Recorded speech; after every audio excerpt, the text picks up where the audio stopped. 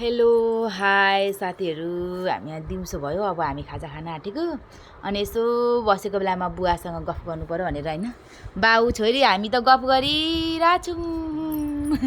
मलाई हेरेर बुवा तपाईसँग बसो भनेर कि नातिनीहरू न हेरेको टुवा परेर। मेरो बुवा हैन। तिमीले त अनि माया गर्दिन भन्छौ, मामु माया गर्छौ भन्दा गर्दिन भन्छौ। अनि मलाई कसैले माया गर्दैन, मेरो बुवाले मात्रै माया गर्नुहुन्छ है। ल बल्ल मेरो आमासँग भेट भएको गफगाडीको गाडी आमा छोरी। ल कस्तो अल्छी लाग्यो। हाम्रो यहाँ सुपारी बारी छ नि त, अनि सुपारी बारीमा जानु पर्यो। झापामा त हाम्रो गाउँमा त कति धेरै सुपारी जता हेऱ्यो पुरै गाउँ नै सुपारी हो के।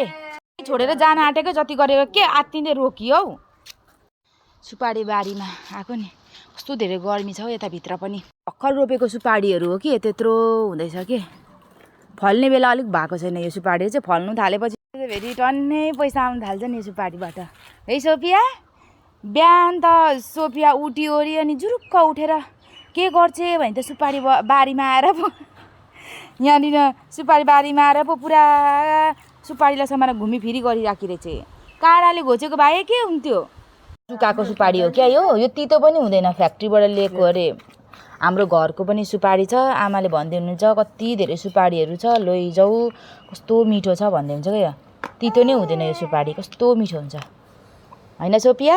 बिहान उठ्ने अनि सोफियाको पालो सुपारी फ्यालिदिने हो। यहाँ सुकाएको हुन्छ सुपारीहरू सबै फ्यालिदिन्छ, फेरि उसको अजीले टिपेर यहाँ राखेको।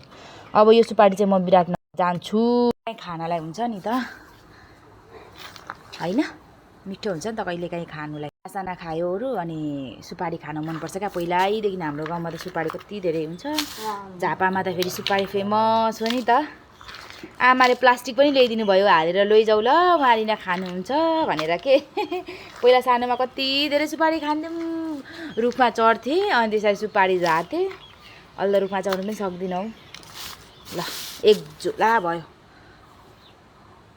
बाई।